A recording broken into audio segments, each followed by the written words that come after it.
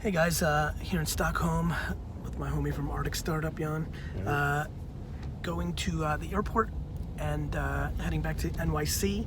But in this video, I was actually in Hong Kong doing Q&A. Some really interesting insights, some different stuff was pulled out of me.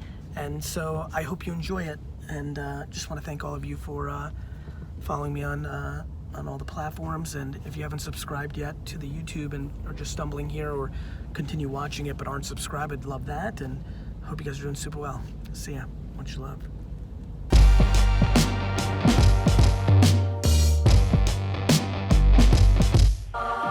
Please welcome the social juggernaut himself, Mr. Gary Vaynerchuk.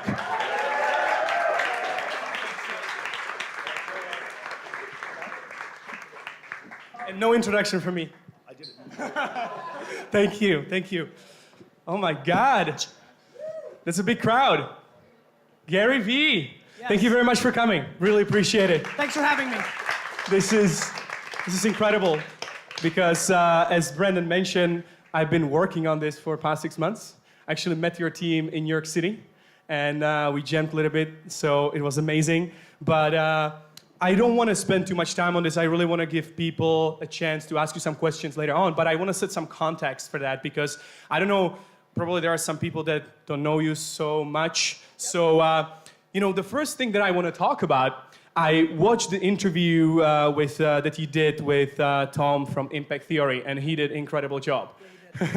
And one thing that I really enjoyed was the 51-49 karma and practicality and all of these things. Could you just talk about that, like being a nice person, bringing value first, what it means for you, and then we can go deeper, you know, how other people should manage it when they're just getting started, because I think that's like super relevant for these guys because we're just getting started. We are not so big as you are, but you know, we should provide even more value probably, but also we need to focus on the business, right? Business side and building it. So could you just talk about it a little bit?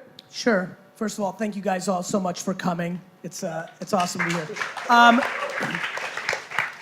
Yeah, I mean, I think karma is practical. You know, I'm confused by people's inability to understand how human beings work, and I think that a lot of the reason that startups are going to fail at a record rate, which is exactly what's going to happen over the next decade, is that so many people in this room are going to build their business in the eyes of a VC, not in the eyes of the market. All of their behavior will be predicated on raising capital, not on bringing value. You know, at its core, the reason I'm answering this question that way is you have to reverse engineer what you want. The greater your ambition for legacy and something meaningful, the greater you are as a person, because it's really the only practical way to actually pull it off. You have to provide more value than you ask for in return. And so, for me, all I want to do is when I think about being an entrepreneur like being an athlete. I think about my life when I don't have my jersey on, and I think about my life when I have my jersey on.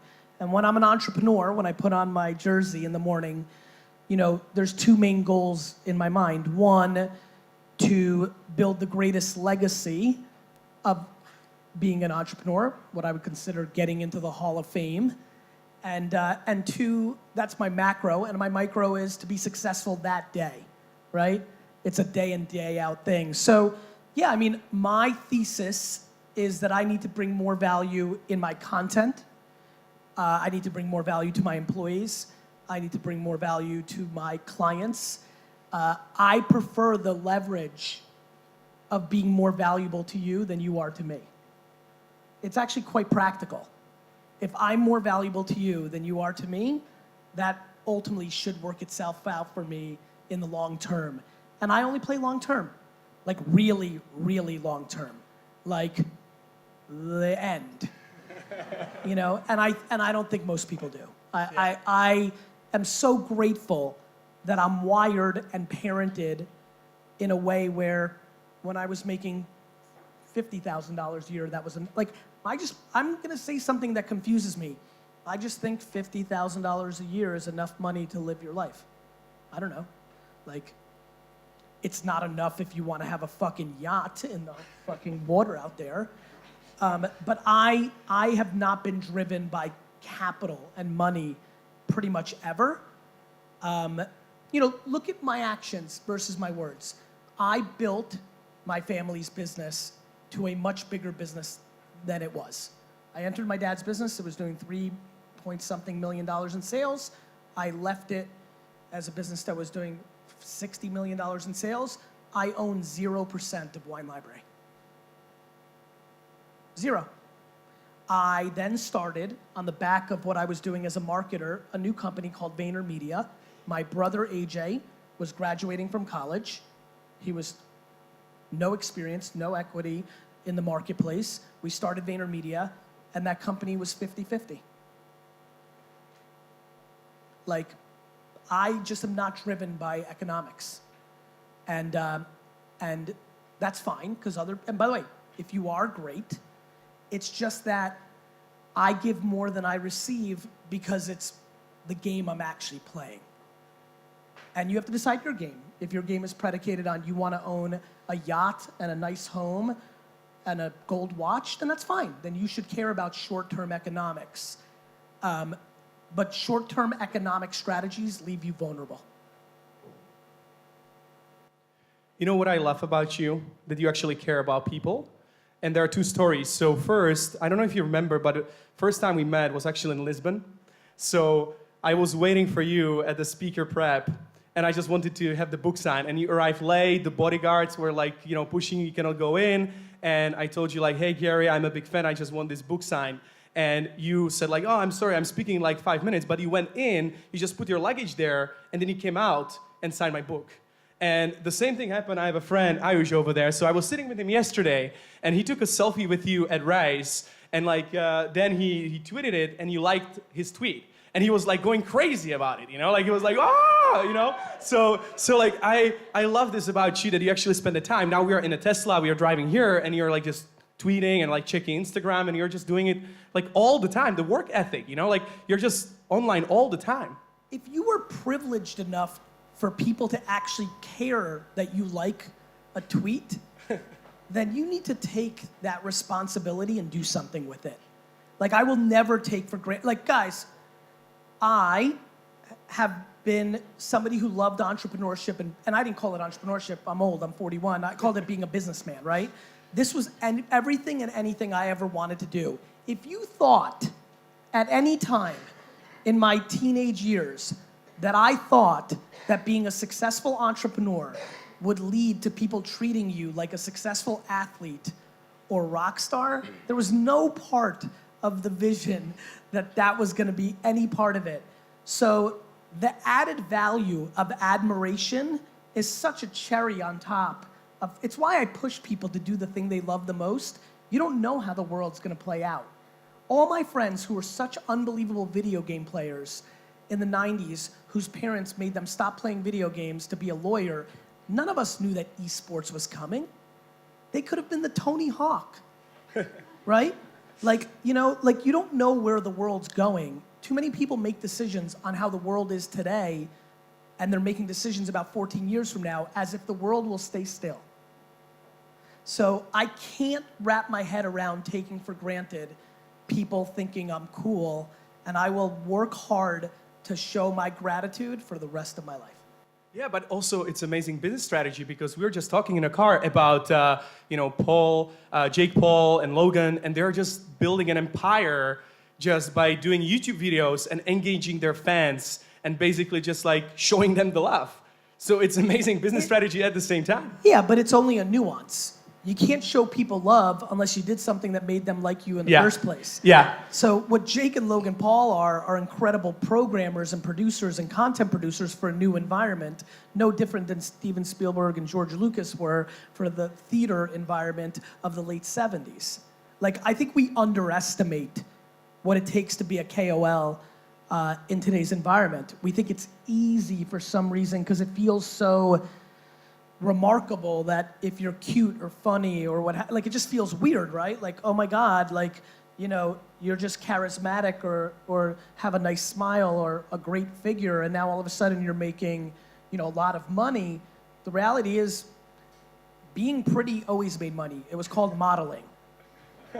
You know, like being funny always made money. You just did it on stage. That's what Richard Pryor and Eddie Murphy did. And now, you know, King Batch might just do it on Vine or Instagram. Like nothing's new. The mediums are new. Do not have the audacity to underestimate what it takes to have enough success that a lot of people pay attention to you. Do not underestimate that. You're thrilled to, but the market is smarter than you. Awesome. And now we're in Hong Kong, right? This is your first time. Yes. This is your first time in Hong Kong. Yes. How do you like it? You know, it's funny. D-Rock and I landed, Yeah. and we didn't even leave baggage claim. It's 5:04 in the morning. We're in baggage claim, and I looked at him and I go, I think I'm gonna fucking love this place. It's been an unbelievable trip. I texted my wife and said we're moving to Hong Kong. I'm not moving to Hong Kong. I'm not moving to Hong Kong. But look, I think I see a lot of familiar faces. There are people here who do know me. Yeah. I need action. Hong Kong has action, so it's interesting. Well, I guess China has action too. And so, because, you know, on your DailyVees and in your content, you have been pushing China quite a bit. You know, you have I've been alluding to some ambitions. You know, and the one of the latest DailyVees, or not latest because you do it every day, but, you know, you were in Cannes and you said you're going to dominate China in 3 years. So tell me, like, why China? Why do you care about China right now? And what's the strategy that you're executing against right now? I don't know if you heard, but there's a lot of people there. Yeah, I mean, you know, one thing, you know, again, something that I think some of you have heard, I don't like talking about things that I don't know. And I don't have the audacity to think that my brand or my businesses can be successful in China until I'm very thoughtful and committed to giving that a chance. And so, you know, I'm starting to feel good about the infrastructure of the Vayner machine in a US standpoint, in a European standpoint.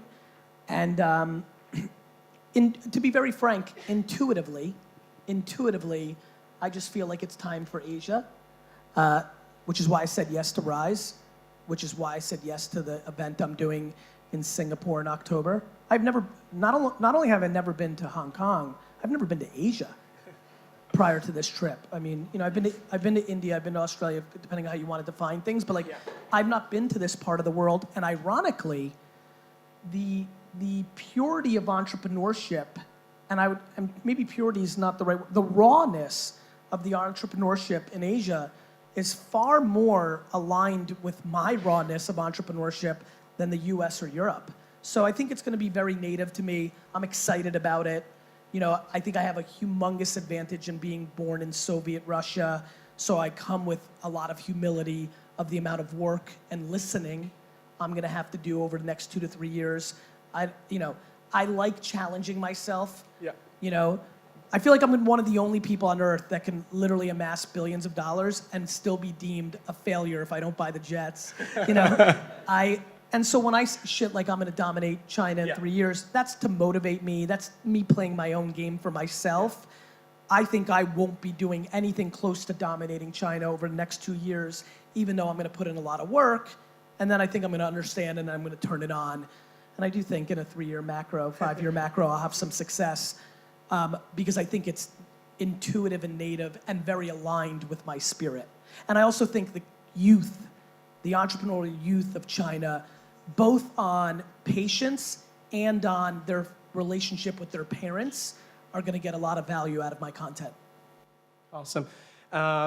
And actually, I just want to follow up on this because, you know, you said you don't like to talk about things that you don't understand, but like this morning we were having breakfast and you actually lunch, after lunch, and you actually know a lot of things about China in terms of like where the KOL industry is and this. How do you do this? Like, do you have people in your team that are doing it for you and then you just analyze, or do you actually read something, or how do you absorb this information? You know, because you're so busy running around the world and, you know, speaking, doing business. So how do you manage this?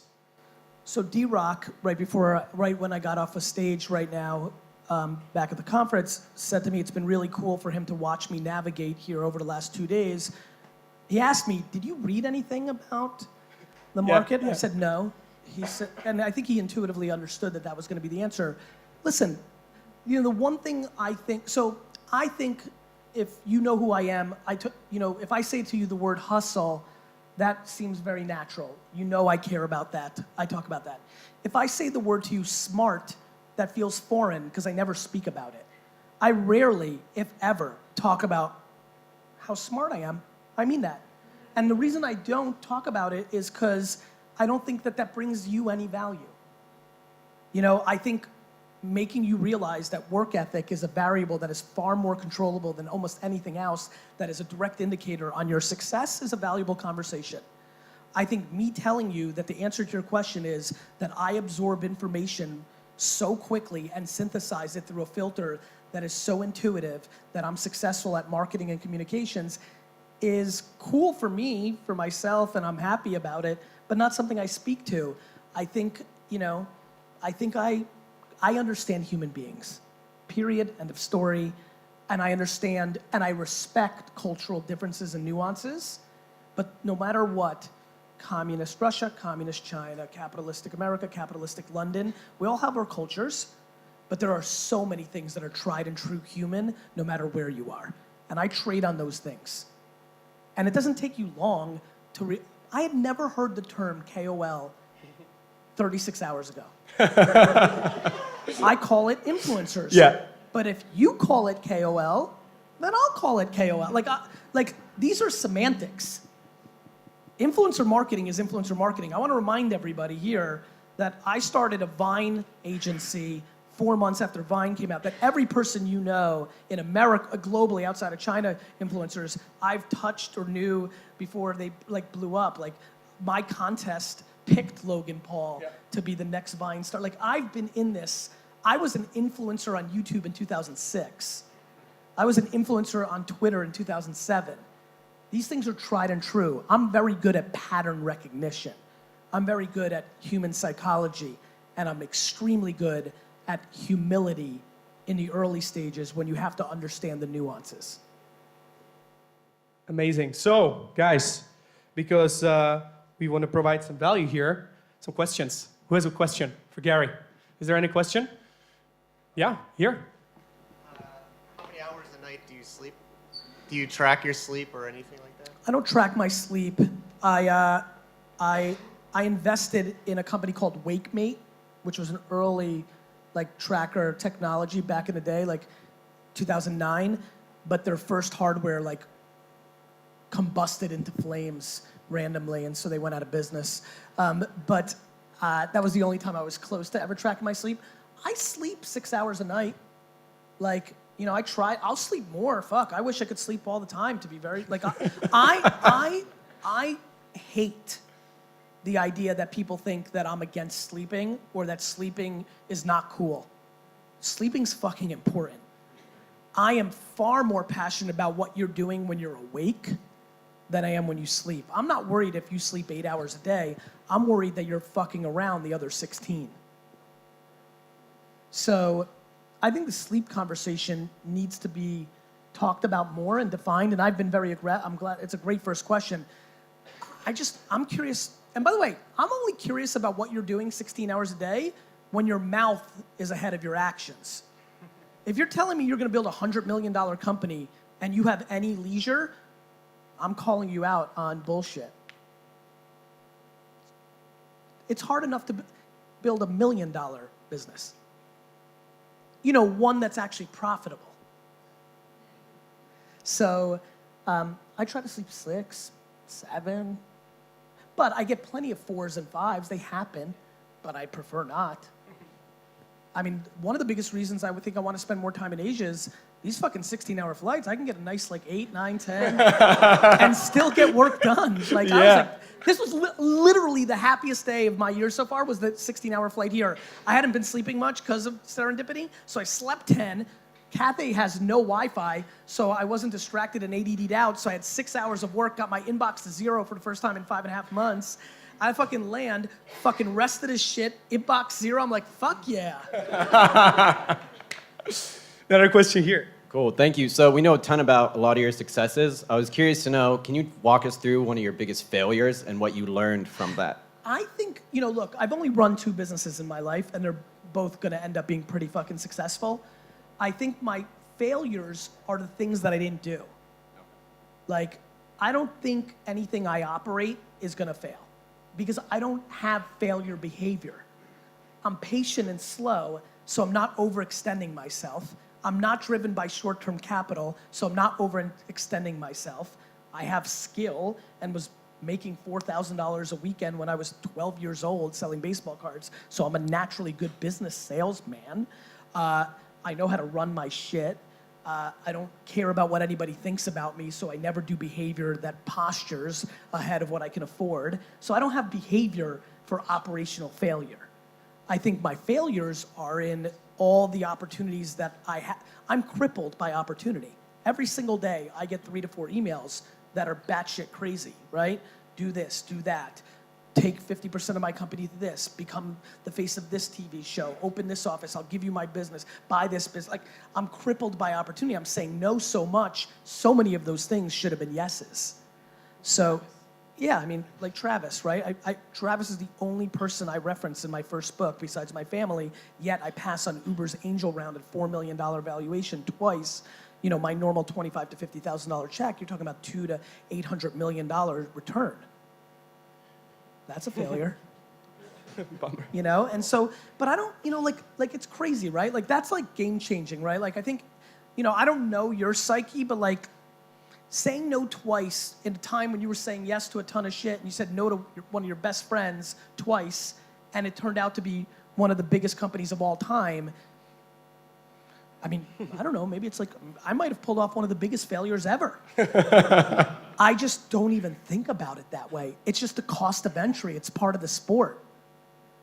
I don't dwell on it. I probably have so many more failures, I'm just incapable of synthesizing them. The level of disrespect I have for my failures is overwhelming. I believe way too many people who respect the shit out of their failures. Fuck your failures. Everybody else is judging your failures. Is there any way how you can train this, like that you don't care about your failures and I think that you let somebody down? I think it's predicated on self-esteem and genuine love for what you're doing. And so I don't know if that's teachable, but I do think there's a framework. If you ask me why my answer was just that, it's that I love losing as much as I love winning because I love the game. And they both are, like Uber, I think you've got to read on this. Like, I love it. That's why I talk about it. Yeah. I love it. I fucking love it. And so I think that's one. And then I think self-esteem. I'm confident in a macro that I'll make it up. My vulnerability is being very bitter in my elder years when I don't have as much time. I'm so happy to be doing this that when I know that I get to do this for another 45 years, it's hard for me to be upset about something that happened 5 minutes ago or last year or 7 years ago. What I'm worried about, my kryptonite, is being 83, 87, and knowing there's just not 20 years to go, right? Mm-hmm. And so like that will be something that I worry about, to be very frank with you. I'm optimistic that I'll sell myself on some other, fruits, grandchildren, who knows what, but it is something that I think about, which is I'm just so optimistic, and it's predicated on just more time, and time will go away. You are, because this morning we had a little bit of mix-up in the morning, and I was like kind of upset, because like you're a busy guy, and I thought like I'm wasting your time if I'm not going to deliver exactly the thing that we agreed on. But you told me like, no, you didn't waste it. You didn't waste my time, and like we talked about some different stuff. But like, for me it was like that experience that I cared so much about you and like not letting you down. I think that too many people. So look, I think money and success expose people. I don't think it changes them. So, yeah, like. You had some other people that were supposed to join our meeting this morning. Yeah. They didn't show up. I don't think my time is so much more valuable than yours. I just don't. So I did what I believe in the most, which is I adjusted to the situation. Love it. People didn't show up, and we did some other shit. I mean, awesome. I just think that people that would make you feel bad about that, and by the way, plenty of important big people make you feel bad about that. You might just think they're fuck faces. You know? I love you. I think they're imposing their insecurities on you when they make you feel bad about that. Awesome. You have a question here. And then... Hey, Gary. Name tag. Maybe. Yeah. I'm not that good. Hello, Madison. Thank you for coming to Hong Kong, sharing your time with us. Of course. It's great to have you. You've touched a little bit on intelligence. Of course, that's not what you really want to focus on, evangelizing, work ethic, the hustle. But what about purpose? Because you found the trifecta of harnessing your intelligence, doing the grind, but for people that are still trying to find that purpose so that it's really mission-oriented, so that they can sustain themselves, Yeah. what can you tell us about finding your purpose? I think you need to try to go insular and taste things. Like, purpose is a fancy word for happiness. I think if you break it down, you know, purpose, what's my purpose? What's my why? My homie Simon, right? Yeah, it's semantics. Like for me, you know, I can't stress enough. You have to, again, and I'm gonna keep pounding this because I need you to understand. When I was 5, I thought it was, when I was 7, when I was 9, on a summer day, I'm a kid of the 80s in America, which means you went outside and you played, right? I thought it was more fun to convince, manipulate, whatever semantic word you want to use, my friends into standing behind lemonade stands or ringing people's doorbells and washing their cars. Like, it's my true love, right? Like, and I don't think most people want to follow their true love because A, my true love was building a business that makes money, which is very practical. You know, I think if somebody's true love is music, they haven't figured out how to make it monetizable because they have friction, because their true love is something, but they also want money and stuff. And I think that people waver. I think people struggle to find purpose because they overvalue things and people's opinions over their own true happiness. It's as basic as it gets. So I think that I think everybody here, if I told them, everything is gonna be okay, you can have everything you want. Now, what are you gonna do with your day? I think a lot of people know. It could be anything. If you were to then watch movies all day, like if we played this game, and you're like, okay, everything? Well, fuck, I don't wanna do shit, I just wanna watch movies. Cool, I think you should build a business around that. Right? Like, to me, like, great, right? So like, I think people are scared. I think people are scared. I think they're scared what people will think, and I think they're scared that they can't survive living the life that they wanna live from a materialistic standpoint. What makes me so dangerous is I don't need anything. I don't need anything, I don't need anybody, and that's it. And so I'm good.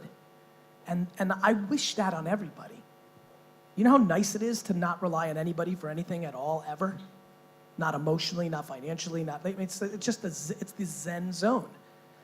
But purpose is to make yourself happy. I'm a nice guy because I like admiration. And so I have to give it. That's my purpose, but it's all predicated on making me happy. I'm nice because it makes me feel good what they say about me. Yeah. Like you have to understand, it's very basic. And so, yeah, I think people are scared. Listen, if I could ever convince you that you don't need shit, you would be off to the races. If you could unmaterialistic yourself, you'd be fucking fuck, you know? Over there, little girl. I've been working on a startup myself, and despite everyone being really nice, I've always noticed that there's sort of like, you're a bit too young to do this. Yes. How do you get past the stereotypes or limitations? I think you know the answer, Hillary. I think it's in your own head, right? Like, the bottom line is, do you agree with them? Great, you're on your fucking way.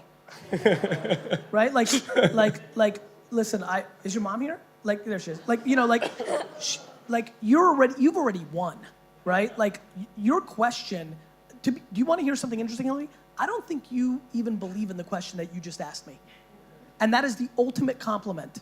Because spending time with you backstage yesterday, like, I think that's a cute question, but I actually don't think you give a shit.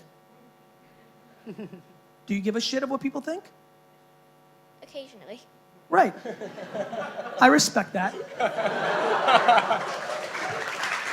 Hillary, I'm gonna tell you something really exciting. You're 12, right? Yep. Yeah, so I'm gonna tell you something super exciting.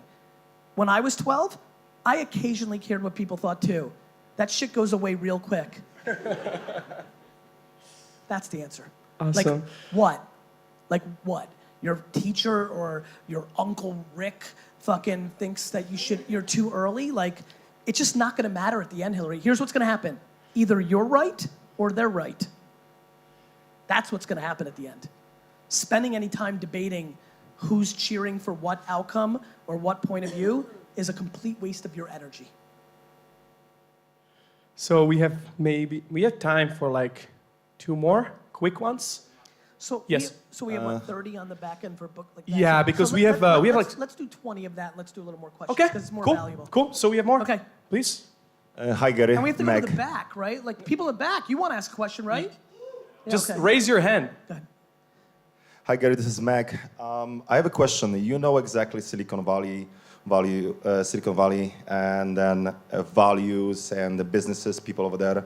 Hong Kong, Singapore, a lot of places in China wants to kind of copy this kind of values standards. What they are and how we can learn from this place over there. So that would make me, Mac, that would make me really sad if Asia started replicating Silicon Valley standards. You know? Well, first of all, if you look at, for example, the Chinese social network ecosystem and platforms, they, because of the payment integration, have much better business models. Like, you know, Silicon Valley, bless you, Silicon Valley VC. Let me rephrase. It's not Silicon Valley when people say Silicon Valley. What we're referring to is venture capital. The venture capital model is very practical. Stress all your companies to be non-practical so that one gets through and makes your fund return on its non-practicality. All that's happened in the last 7 years of putting venture capital business mindset to the forefront is we've taught a lot of people to not be entrepreneurs. We've taught a lot of people of how to worship fundraising, not business building. The number one mistake Asia would make is to follow the Silicon Valley blueprint. That's it, man. It's in a, if you're talking about innovation, like innovation will always matter, but innovation happens all over the world. Silicon Valley is just where kids go after good shit happens. Like Facebook was invented in Boston. Pinterest was invented in Pennsylvania. Like, you know, this is the same bullshit that universities trade on. Silicon Valley trades on brand. Harvard trades on brand. These things are not as valuable as we think. We're worshiping the wrong thing. So how can you improve on it? What can you take out of it? Look, I think the entrepreneurial spirit is very alive and well in Asia. I think it's unlike other parts of the world, it is a religion here just like it is in America. So I think that's the cost of entry. It's optimism. It's where failure isn't a death blow in society. It may hurt, but it's not a death blow. Really tough to fail in an entrepreneurial venture in Western Europe. Really tough.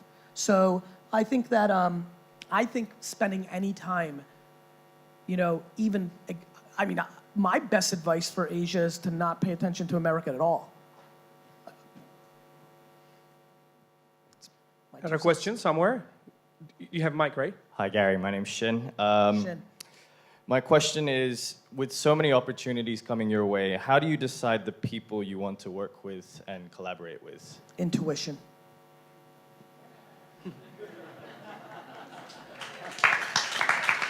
And to be honest with you, what a shit answer, right? Because it brings no value to anybody here other than I just have to tell you the truth. It's fuck. Like, it's what I go on, you know? It's because I'm willing to fire fast. People have their ego tied up into hiring. It's insane.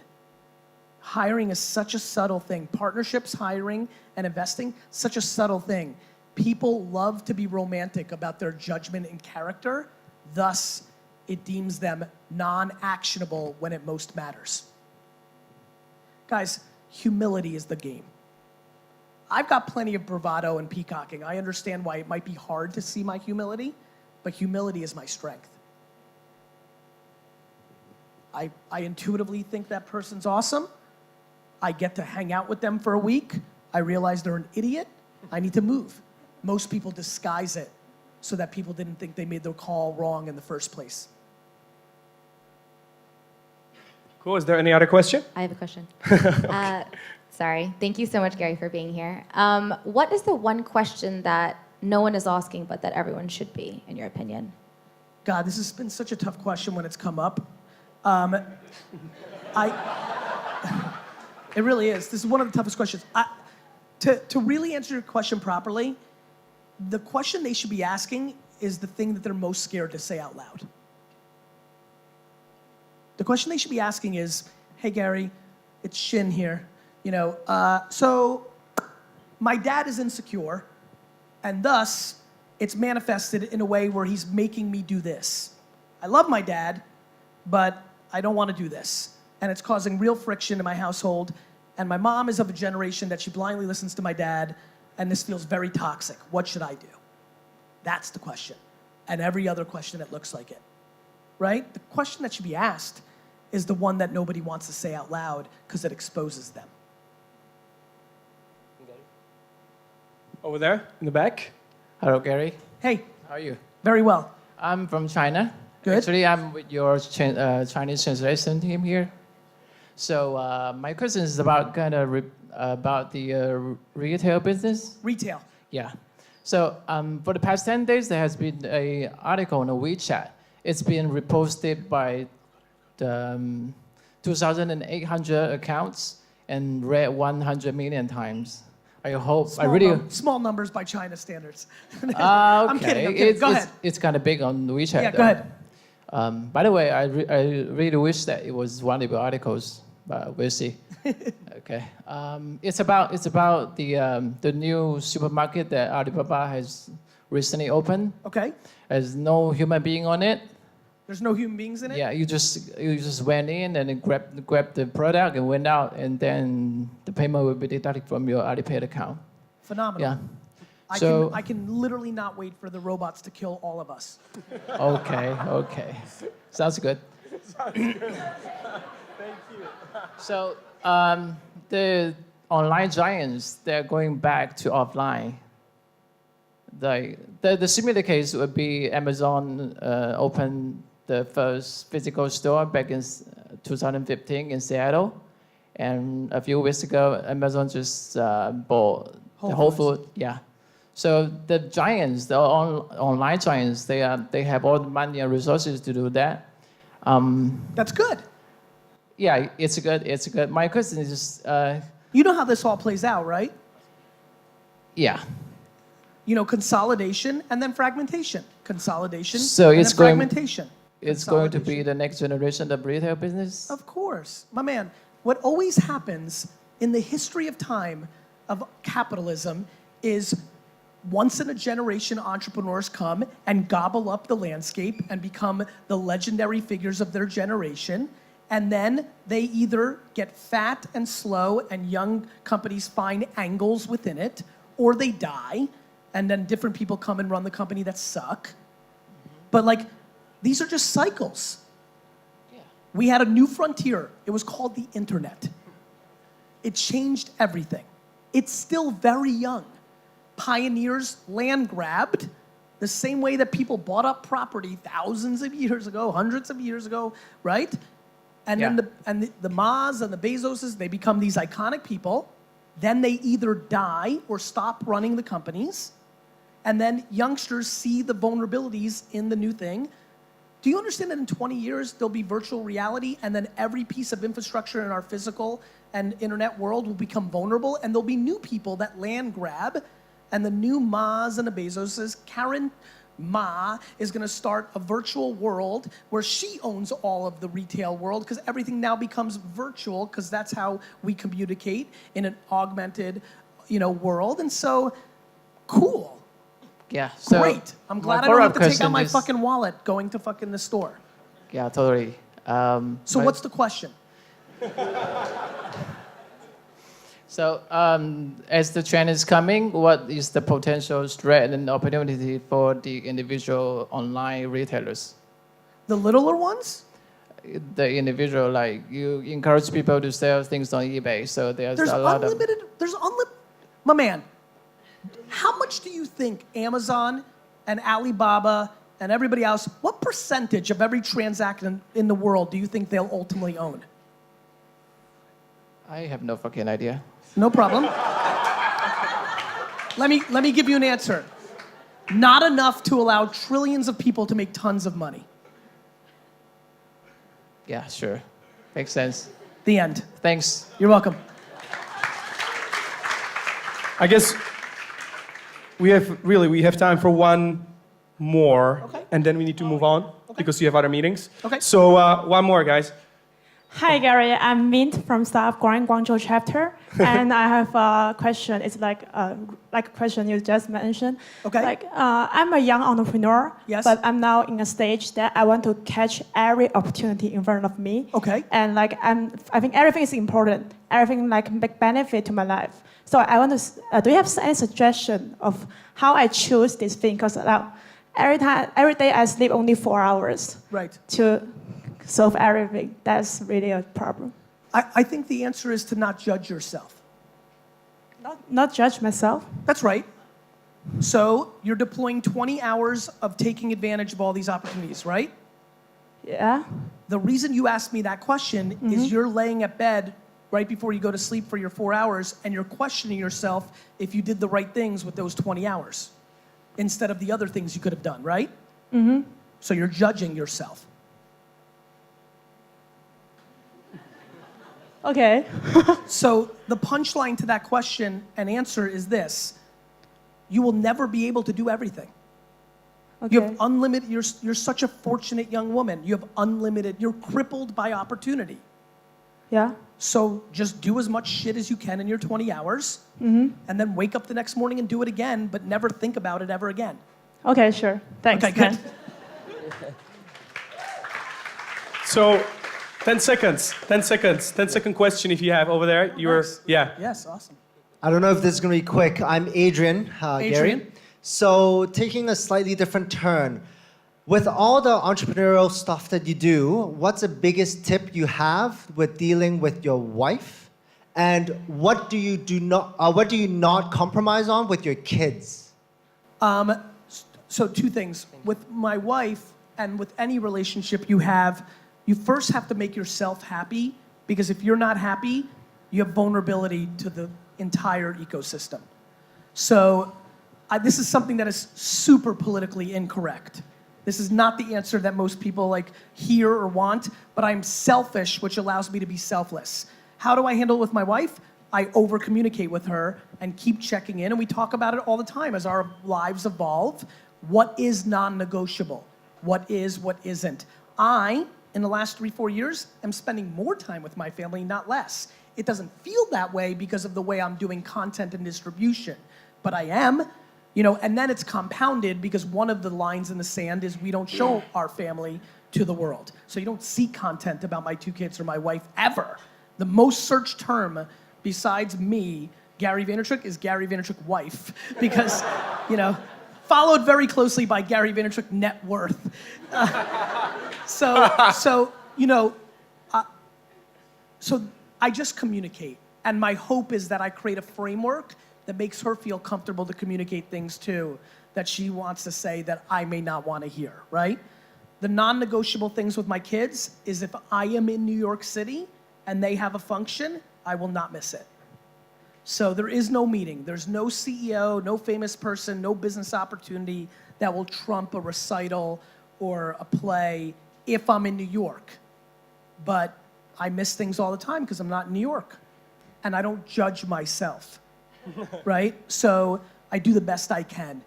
And I think the political correctness of parenting and work-life balance right now is a very hot topic. And I try not to talk about it too much because we all have different relationships and different situations. Nobody knows what's going on in my bedroom, and I don't know what's going on in yours. I think it's about communication with the only people that matter. You can judge my work-life balance from afar. I just don't give a fuck. But I really care what my wife thinks, right? Communication. Awesome. We don't have enough time. We could be Thank you, jamming guys. for like 15 hours. So before we go on, guys, if you have the books, those who bought the books, please line up over there at the table, and we are going to do some book signing. But before, we sold some tickets for this event. But what we're going to do with the money, we're actually going to give it to Pencils of Promise. That's awesome. So I just wanted to mention it because Thank I was you. in touch with them, and they said that you are going to be very happy about that. Thank you. And can we take a picture, Derry? Are you around? Because I have something for you. Okay. Because this is the first time in Hong Kong, and I want you to remember it. I love it. So we have a T-shirt, GaryVee Hustling in Hong Kong 2017. I love it. Thank you. And Diro, can you come here as well? We have something for you as well because you're also a hustler.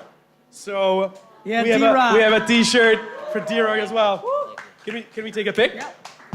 Hope you guys got value out of that. Would love for you to help me clip some Instagram clips. So put timestamps in the comments of the 1-minute clip that I should use. That's a new insight or fire that you enjoyed. See ya.